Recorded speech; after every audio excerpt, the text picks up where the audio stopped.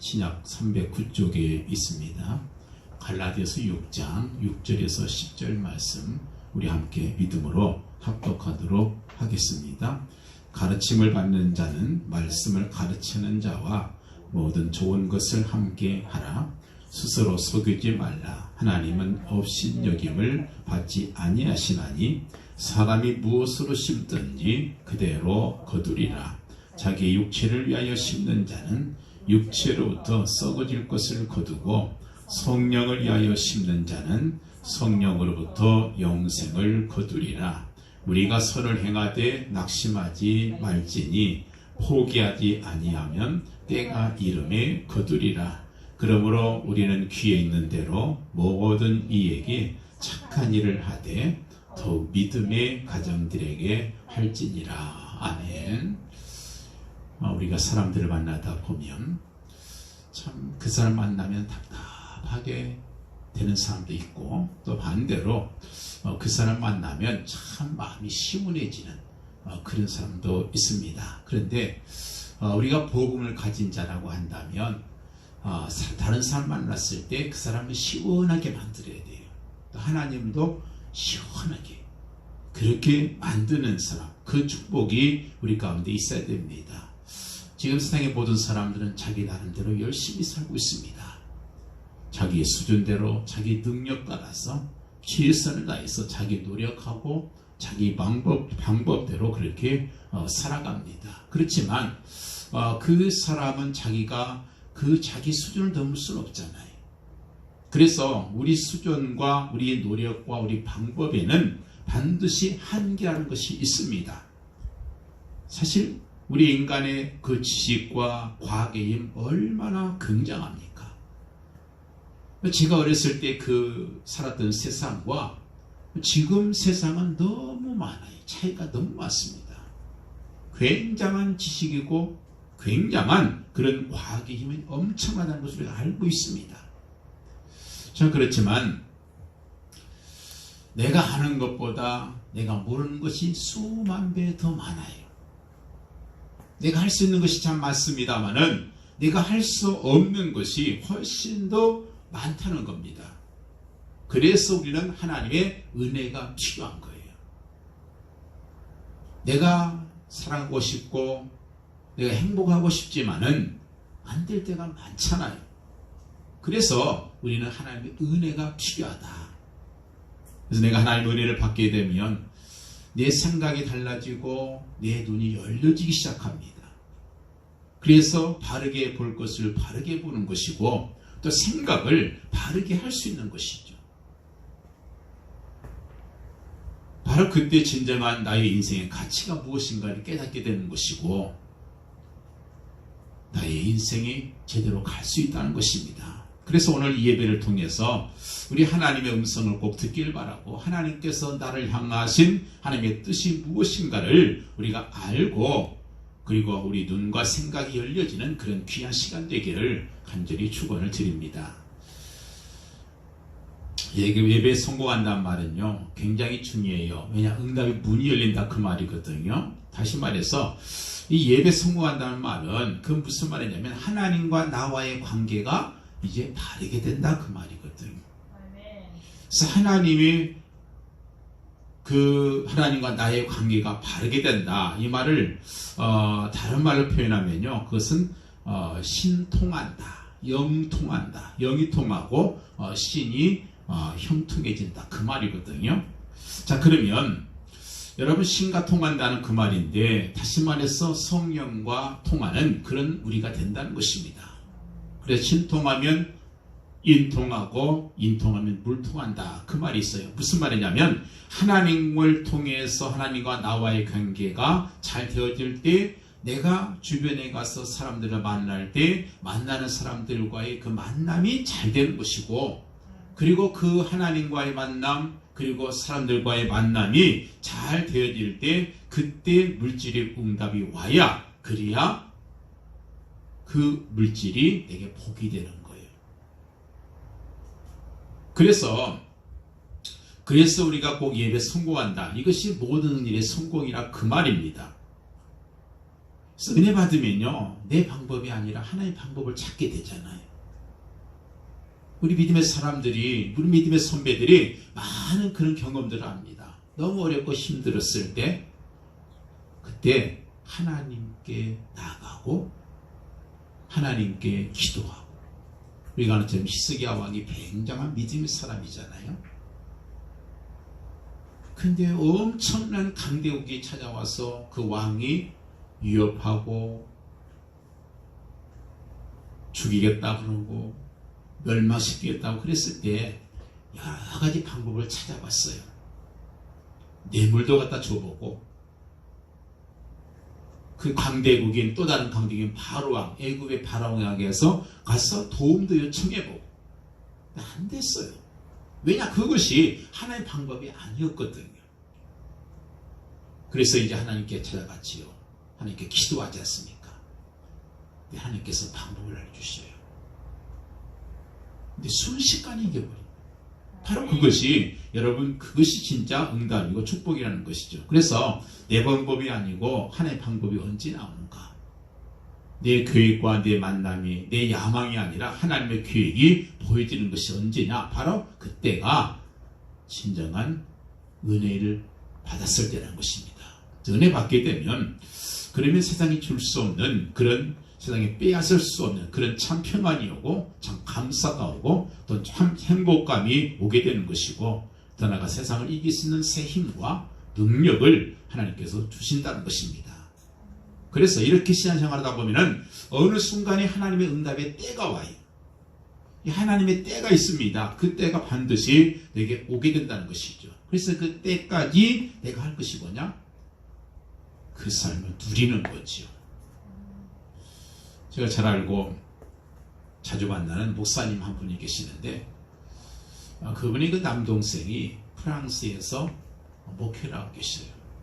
근데 그 다정한 조카가 방학을 맞이해서 지금 한국에 와서 그 집에 살고 있는데, 한국을 참 좋아한답니다. 좋아해서 이제 한국에 여기저기 구경도 많이 시켜주고, 그런데 어느 날 보면은 거의 일주일 동안요, 방에서 한 발짝도 안 나오고 계속 책만 보고 있더라고요. 자기도 목사인데 좀 눈치가 보이더라는 거예요. 야, 어떻게 저렇게 하루 종일 책만 보고 있을까?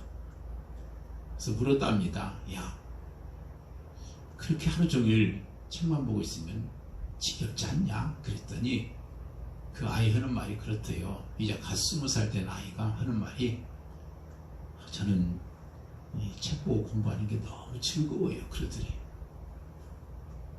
여러분, 무슨 일이든지요, 공부할 때도 제대로 공부 잘하는 사람들은 공부를 참 재밌게 합니다. 억지로 마지 못해서 하는 사람은 공부 못해요.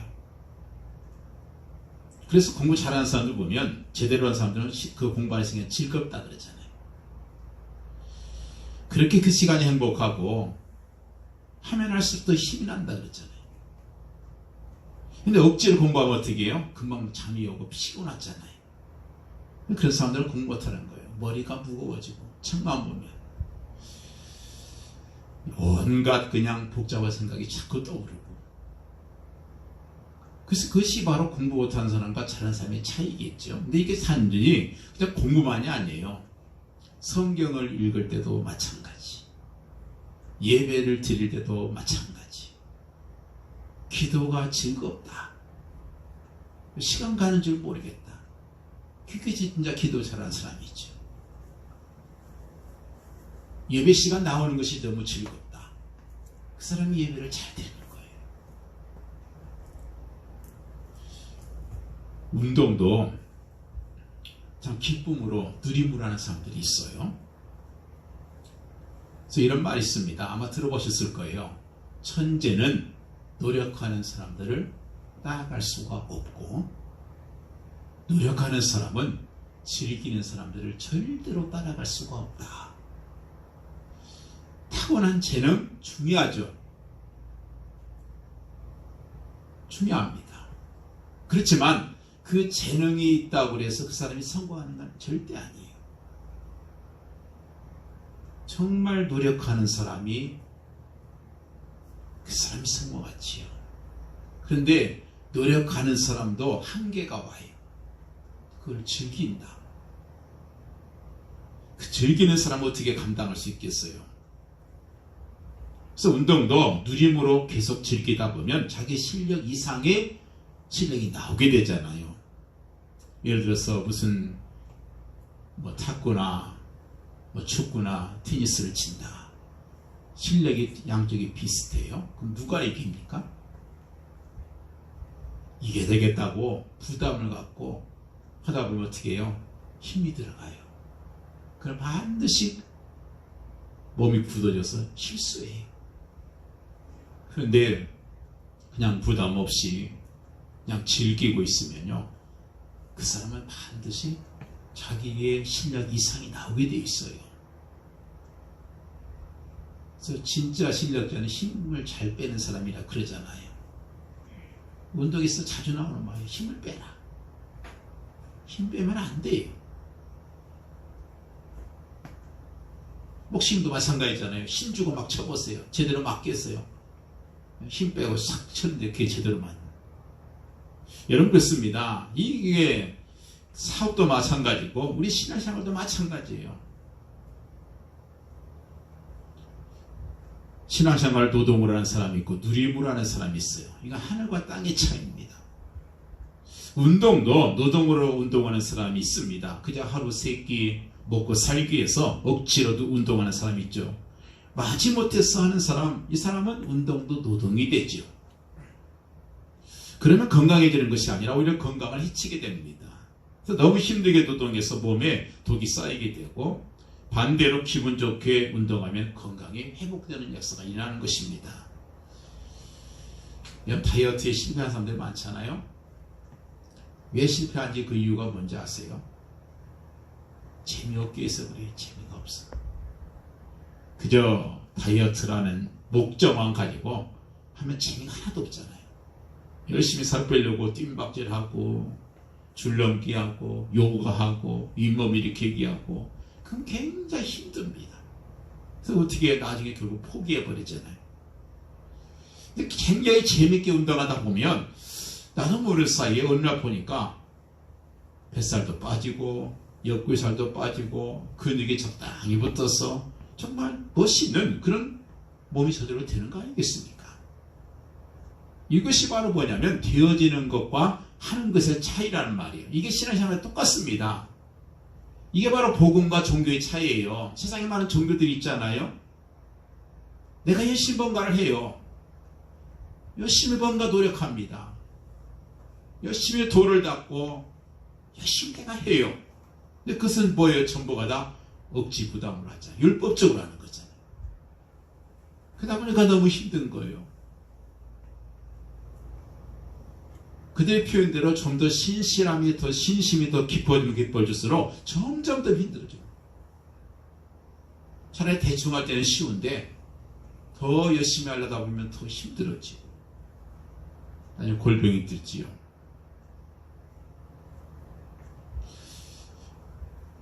우리 신앙생활 사실은 힘든 게 아닙니다.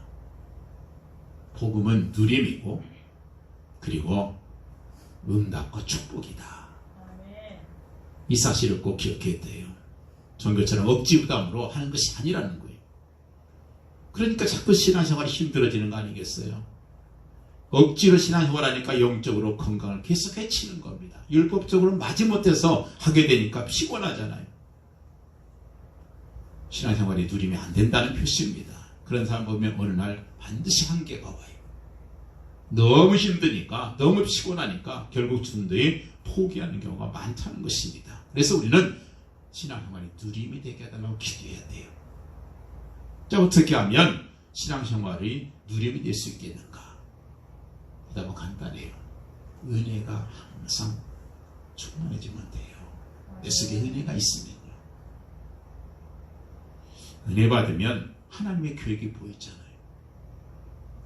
하나님의 뜻이 깨달아지잖아요. 그리스도를 정말 알게 되면 내 인생의 가장 중요한 부분이 무엇인지, 내 본분이 무엇인지를 깨닫게 되는 것입니다. 그러면 하나님의 소원 붙들고 기도하면 하나님께서 우리에게 능력과 지혜도 주실 것이고, 또 방법과 방향도 정확하게 제시해 주실 것이고, 또 성령으로 역사하시고 성령으로 세밀하게 인도하시는 거예요. 그러면 어떻게 해요? 우리는 거기에 따라가면 되는 거예요. 하나님의 시간표 따라가면, 그러다 보면 어느 날 보니까 하나님의 그 축복과 응답의 시간표가 내게 오게 되는 것입니다. 이게 신앙생활의 많은 그 믿음의 선배들, 그들이 가졌던 신앙생활의 패턴이었어요. 요셉이 그랬고, 다윗이 그랬고, 다니엘이 그랬고, 전부 그렇습니다. 누리다 보니까 어느 순간에 보니까 제가 총리가 되어 있는 것이고, 어느 순간에 보니까 정말 위대한 왕이 되어 있는 것이고, 바로 그게 신앙생활의 누림이라는 거 봐요. 하나님의 때가 있습니다. 그 시간표를 우리가 기다릴 줄 아는데 그때까지가 중요해요. 그때까지 내가 어떻게 가느냐는 거예요. 똑같은 길을 가는데도 등산하다 보면 힘들잖아요. 정상까지 올라가면 힘들어요. 거기 내가 어떻게 올라가느냐는 내 마음 있잖아요. 힘들게 억지로 끌려가는 사람, 막 행복함만 가지고 올라가는 사람, 집에 가는 건 마찬가지예요. 그렇지 않겠어요?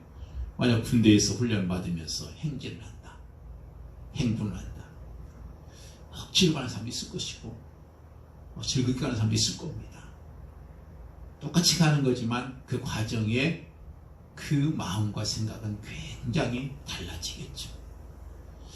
그래서 오늘 말씀 제목이 뭐냐? 때가 되면 거두게 된다. 때가 되면, 오늘 말씀 보니까 때가 이름에 거두리라 그랬습니다. 다시 말해서 하나님의 시간표는 반드시 오게 되어 있는데, 내가 이 누림이 안 되고 종교 생활 속에, 율법 생활 속에 빠져 있게 되면 어떻게 돼요? 하나님의 시간표는 점점 멀어지겠죠. 하나님의 시간표는 점점 멀어질 것입니다. 다시 말해서 고난의 시간표가 점점 더 길어지는 거예요. 왜 이스라엘 백성들이 보름만 갈 수 있는 애굽에서 가나안 땅까지 40년이 걸렸느냐?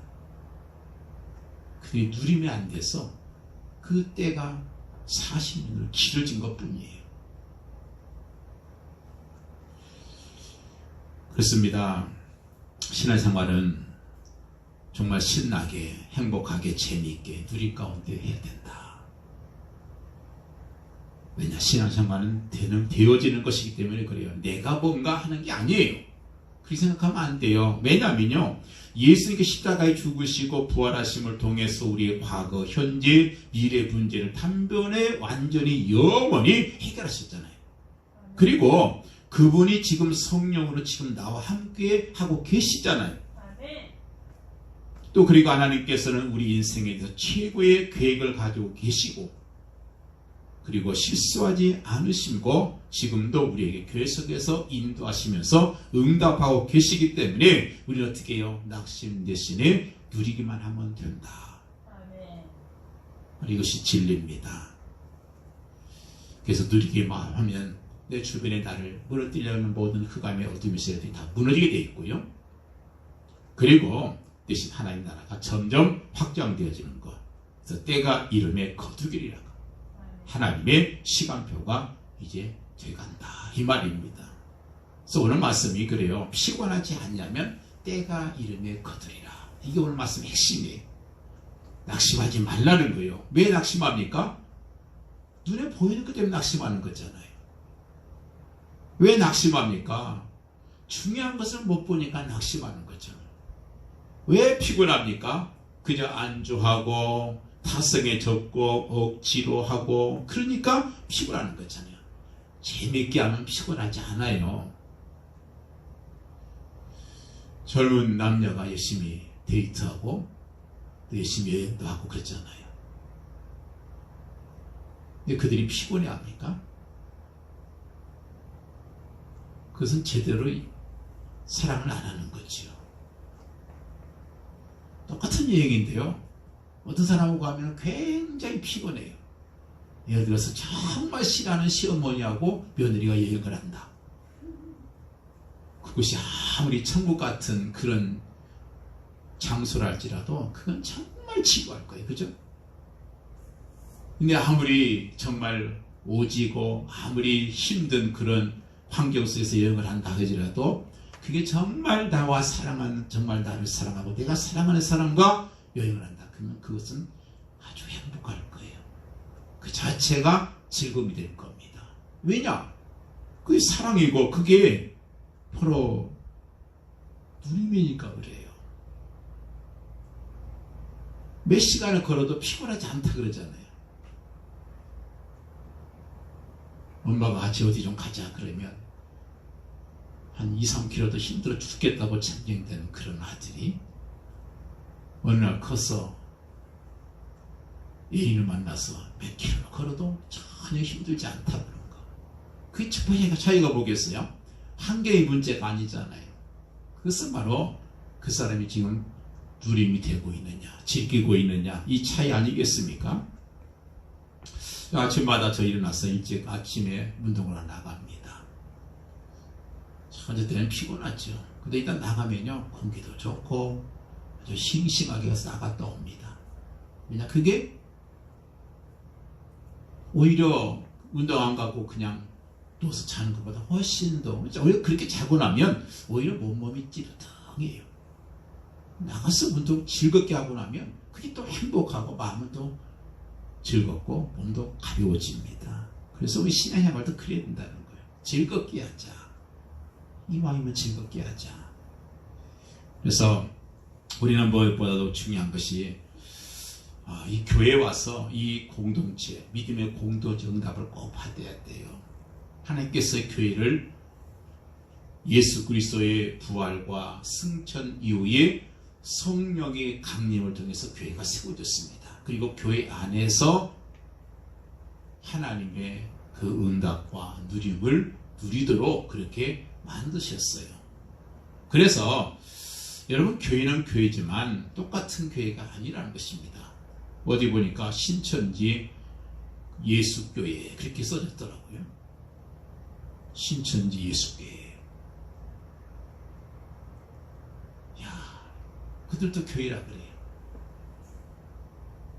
근데 그 교회가 아니에요. 교회가 뭡니까? 진짜 가장 성경적인 교회는요, 마태복음 16장 16절에 있어요. 주는 그리스도시요 살아계신 하나님의 아들이십니다. 그랬을 때 어떻게 했어요? 내가 너의 그 고백 위에 내 교회를 세우리라. 예수께서 볼 때 너는 반석이다. 내가 너의 그 고백 위에 내가 교회를 세우겠다. 그래서 고린도전서 13장 11절 말씀 보면 이 터는 곧 그리스도다 그랬어요. 교회 터가 뭐예요? 그리스도라는 거예요.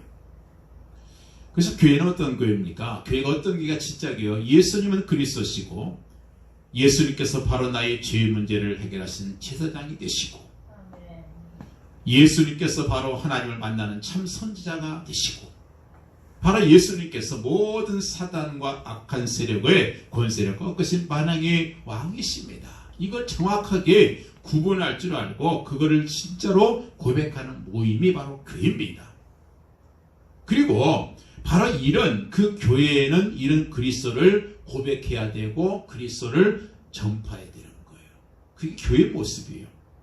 그래서 교회는 뭐예요? 세상을 살리는 그런 기관이 바로 교회 아니겠습니까? 그래서 이 교회에는 뭐가 있어요? 조직이 있고 시스템이 있잖아요. 그래서 오늘 말씀 6절이 그거예요. 가르침을 받는 자는 가르침을, 말씀을 받는 자와 모든 좋은 것을 함께 해라. 그런 말씀했어요. 이 교회의 조직인데 여러분 회사도 조직이 있고 그래서 교회는 어떤 것이냐면요. 교회는 무슨 사업하는 데가 아니잖아요. 자기 의견 주장하는 데도 아니고 민주주의도 아닙니다. 중요한 것은 뭐예요? 교회는 바로 요한계시록 2장 1절 말씀 보니까 오른손에 7뼈를 붙들고 7 금촛대사로 다니시는 주님이 계시다. 그렇게 말씀하고 있어요.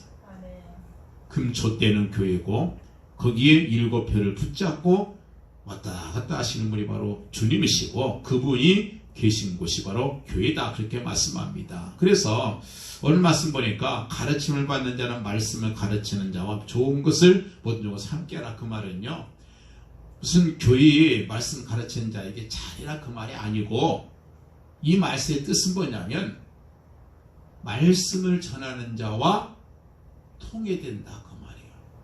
통해된다. 여러분 그렇잖아요. 말씀을 받는데 전혀 무슨 말인지 이해가 안 되고 은혜도 안 되고 전혀 감동이 안 온다. 이게 문제라는 거예요. 모든 좋은 것을 함께해라. 철저하게 말씀이 함께 통한다는 거예요. 생각해 보세요. 갑자기 텔레비전이 안 나왔어요. 그럼 어떻게 되겠습니까? 텔레비전을 고쳐야 하잖아요. 근데 텔레비전 안 고치고 방송국을 전화해가지고 왜 방송이 안 나오냐고 그렇게 그 사람들한테 불평하면 그게 되냔 말이에요. 방송의 문제가 아니고 텔레비전이 고장난 거잖아요. 똑같이 말씀을 선포됩니다. 근데 나에게 은혜가 안 되고 나에게 그 메시지로 다가오지 않고 하나님의 음성으로 들리지 않는다. 어떤 사람은 되는데 왜 나는 안 되는가? 아, 내가 교회 응답을 못 받고 있구나. 이 생각을 해야 되는 거예요. 결국 우리가 응답받지 못하고 누리면 안 되는 이유는 다른 거 없습니다.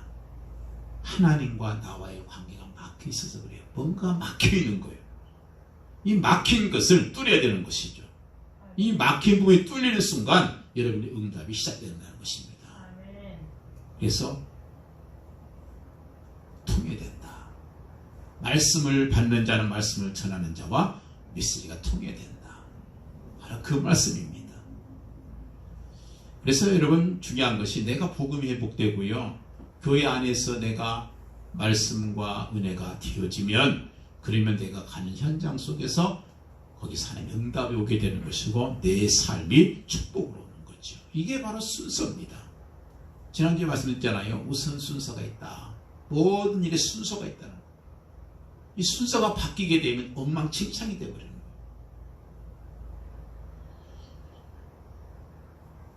오늘 말씀에 중요한 원리가 있잖아요.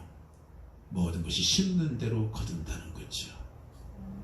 8절 말씀입니다. 자기 육체를 위하여 심는 자는 육체를 또 썩어질 것을 거두고 성령을 위하여 심는 자는 성령으로부터 영생을 거두리라. 하나님께서 우리에게 세상적으로도 심는 대로 거둔다는 원리는 그대로 적용되잖아요. 그게 하나님께서 주신 일반 은총 원리입니다. 심는 대로 거둘 수 있다. 요즘 세계적인 스타로 뜬 우리나라 젊은이들이 많잖아요. 그 중에 한 사람이 축구의 손흥민입니다. 그래서 축구를 별로 좋아하지 않는 그런 사람들이나 여자들도요. 손흥민은 좋아한대요. 왜 그런지 아세요? 너무 잘해요. 너무 잘해요. 근데 이 사람이 왜 잘하느냐? 다른 사람들이 물론 천재라 그래요. 타고났다 그래요. 그래서 어디 그 감독, 어떤 감독한테 얘기를 누가 물었대요. 손흥민 선수가 참 어떻습니까? 그 사람은 클래스가 다르다. 똑같은 국가대표 선수도요. 그걸 느낀대요. 나하고 클래스가 다르다. 근데 그 다른 이유가 뭐냐면 물론 타고난 것도 있지만 엄청나게 노력을 한답니다. 그런 사람들은 좋아하잖아요. 왜냐? 시원시원하게 하니까.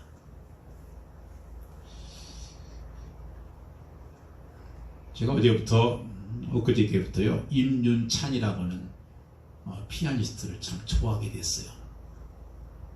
근데 왜 좋아하게 됐냐면 그 지난달에 그 세계 콩쿠르인 반 클라이번 콩쿠르에서요 최연소의 나이 18세의 나이로 우승을 했어요. 지금 보면요, 인터넷 보시면요, 전 세계 사람들이 다 우승해요. 임찬빈 그러면, 임윤찬 그러면, 야, 이 사람은 세계적인 피아니스트다. 저렇게 들었는데 진짜 기가 막히게 잘 쳐요. 18살인데. 엄청나게 잘 칩니다. 다른 사람들이 감히 따라올 수 없어요. 그래서 오늘 중결승전부터 벌써 금메달 줘라. 막 그런 얘기가 막 나왔대. 금메달 줘라, 그냥. 그 중결승전에 그가 친 것이, 뭐, 리스트의 악마곡이라고 하는 거, 초절 기교 에디트라고, 초절 기교, 뭐, 연습곡이라는 게 있는데, 그거를 기가 막히게 쳤는데, 리스트 외에는 아무도 칠 수 없는 곡이라는데, 그걸 쳤대요. 근데 기가 막히게 완벽하게 소화했다. 그때 이 사람 금메달 줘야 된다. 그랬다는 거예요. 근데 그 사람이 타고난 천재 맞아요. 영재 교육을 받은. 진짜 그분은요, 그 아이는 외국에 가서 교육을 받아본 적이 없대요. 그냥 우리나라 국내파랍니다. 그런데 인터뷰를 하면서 무슨 말을 했냐면 이랬어요. 당신은 스스로를 천재라고 생각합니까? 그랬을 때 그 사람이 하는 말이 그랬어요. 나는 내 스스로를 천재라고 생각 안 합니다. 나는 연습벌레입니다. 그랬더래요. 연습벌레다. 인터뷰하는데 사람들이 당신 최고의 스타라고 하는데 내가 그렇게 유명해졌습니까? 그러면서 하는 말이 그랬어요. 거기 잠깐 미국에서 거기 그 콩쿠르에 나가서 연습하면서 있었던 그 하숙집에 그 아저씨 아주머니가 얘기를 하는데요. 처음에 오더니 그러더래요. 저 밤늦게까지 피아노 연습해도 되겠습니까? 그랬더니. 그래서 뭐 18살짜리가 뭐 연습하면 얼마나 하겠냐? 그럼 그렇게 해라 그랬더니 새벽 4시, 5시까지 치더래요. 하루에 16시간씩.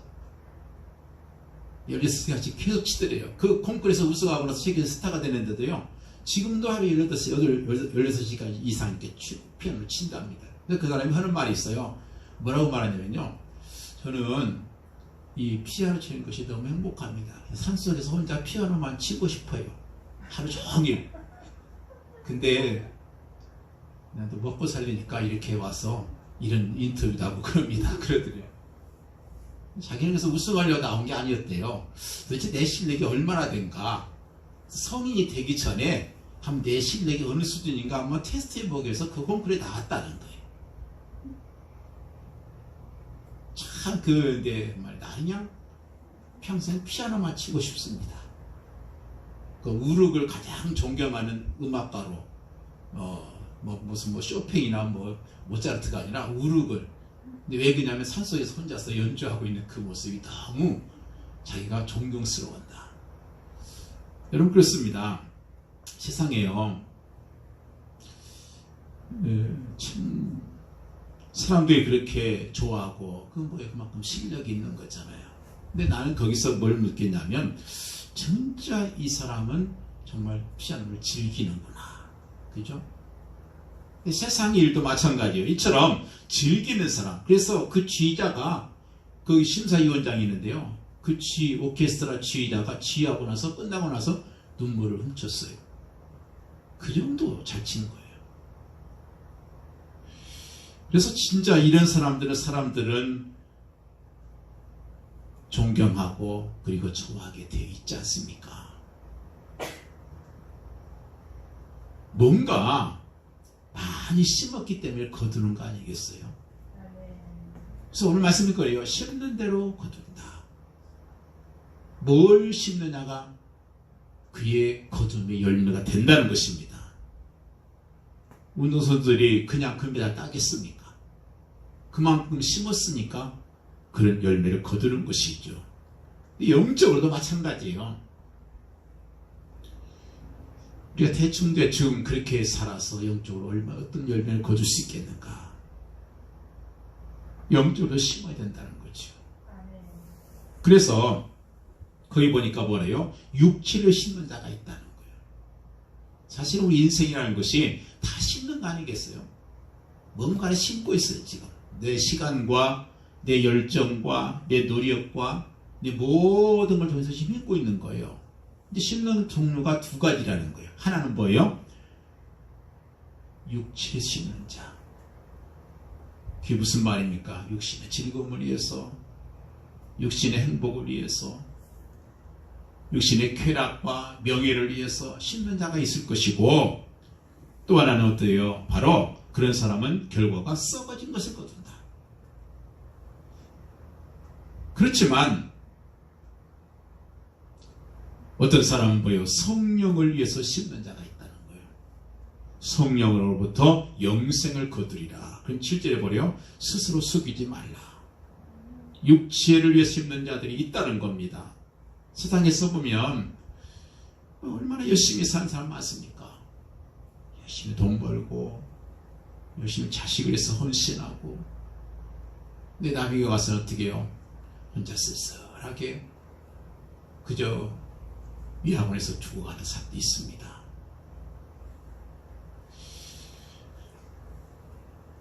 우리는 어떻게 해요?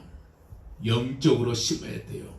영적으로 심는, 그리고 영적으로 거두는 원리.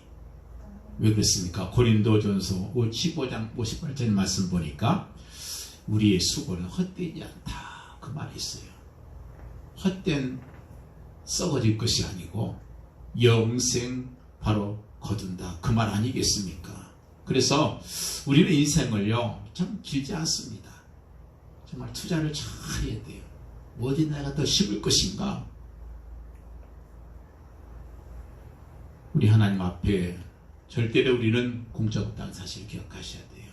수고와 헌신과 봉사, 심지어 냉수 한 그릇까지도 하나님께서 낡으신다 그랬잖아요. 선지자에게 냉수 한 그릇 대접하는 것까지도 내가 다 하고 갚아주신다.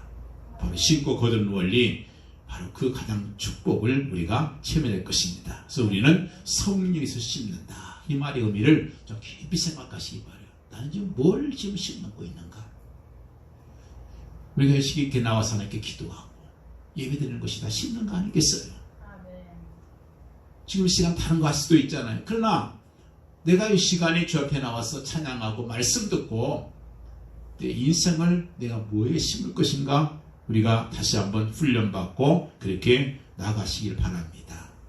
중요한 것은 9절이에요. 시간표가 있다는 거예요. 하나님의 시간표. 그래서 낙심하지 마라. 그 열매가 언제 맺혀지냐? 하나님의 시간표가 되면 열매가 맺혀질 것이라는 거예요. 그 하나님의 시간표, 여러분 있잖아요. 과일도 다 때가 있잖아요. 심어놓고 기다리면 어느 때인가 열매가 맺힐 때가 있습니다.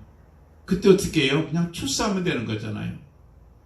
근데 중요한 것은 뭐예요? 그때까지 낙심하면 안 된다는 거예요. 때까지, 그 때가 이르올 때까지 낙심하면 안 돼요. 근데 왜 낙심합니까?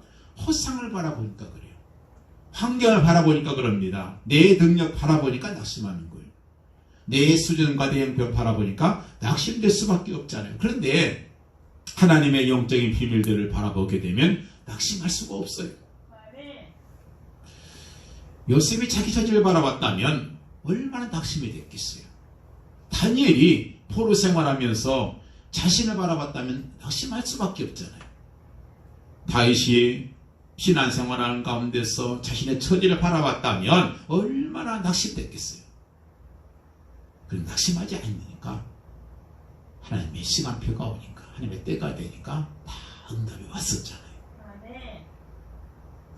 9절에 보니까 피곤하지 않으면, 왜 피곤합니까? 누림이 안 됐어 그래요. 다시 말해서 억지로 하니까. 그래서 성신앙생활은 억지로 하는 게 아니에요. 부담이 아니라는 것입니다. 신앙생활은요 하는 것이 아니고 뭐라고 그러세요? 되어지는 것이 신앙생활이에요. 복음 있으면 되어지는 거예요. 그래서 하나님께서, 우리 예수님께서 우리에게 구원에 대한 조건을 얘기할 때 뭔 얘기합니까? 조건 없잖아요. 너희가 뭘 해야 된다? 이런 말 없어요. 우리가 의논도 안 하셨습니다. 그냥 일방적으로 구원하셨어요. 예수 그리스도께서 십자가에 그 죽으신 그 사건은 조금도 모자람이 없습니다. 그래서 요한복음 19장 30절에 유명한 말씀했잖아요. 내가 다 이루었다. 너희가 한 것도 없으니 내가 다 이뤄놨다는 거예요. 그 말씀하신 거잖아요. 그럼 우리는 어떻게 돼요? 다 이루면 어떻게 해요? 누리면 되잖아요. 누리면. 그래서 사업이든 그다음에 유명한 음식점도요. 1세대는 열심히 노력하잖아요. 그래서 수준에 올려놨습니다. 그러면 그 자식들은 아무것도 안 해도 그냥 누리고만 있어요. 언젠가 저기 통영에 그 외도에 가니까 사람들이 어마어마하게 많이 와요.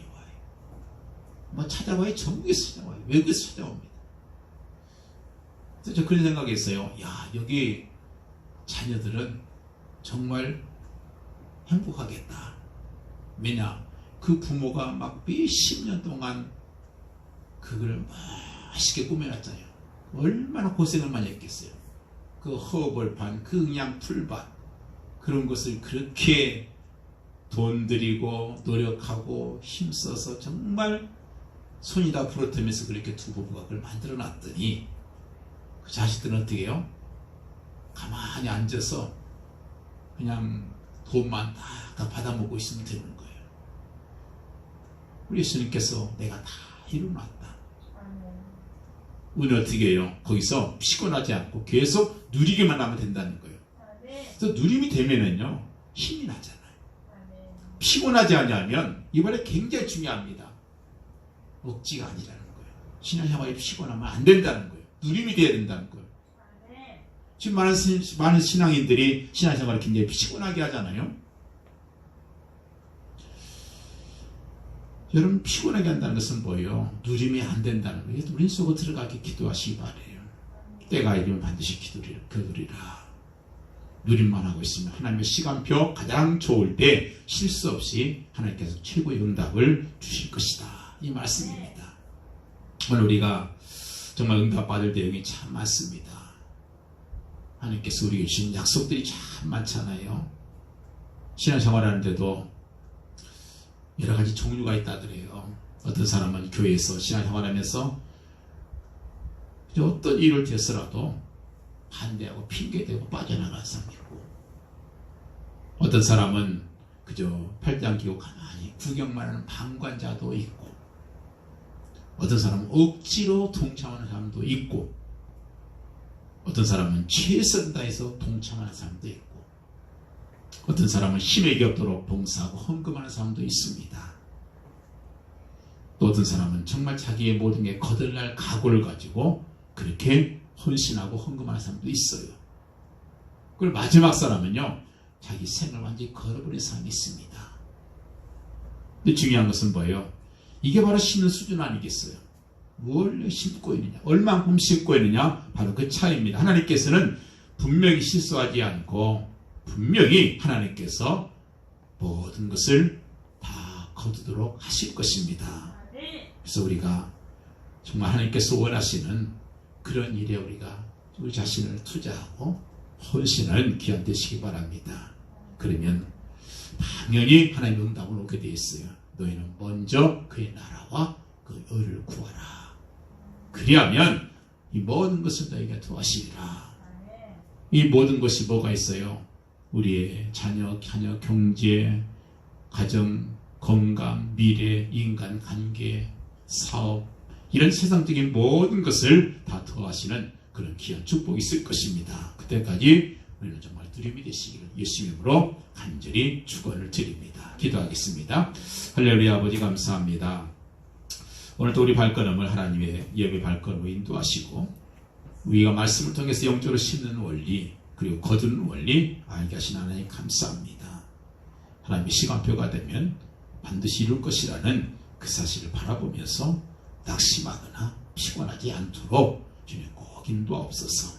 하나님께서 주신 많은 약속들, 저 언약들 붙들고 우리 11조 감사, 그리고 헌신, 그리고 말씀 공부, 그리고 기도, 이 생활에 우리가 최선을 다하도록 축복하심으로 이렇게 영적으로 심는 자에게 영적으로 거둬지는 놀라운 축복을 다 체험하도록 인도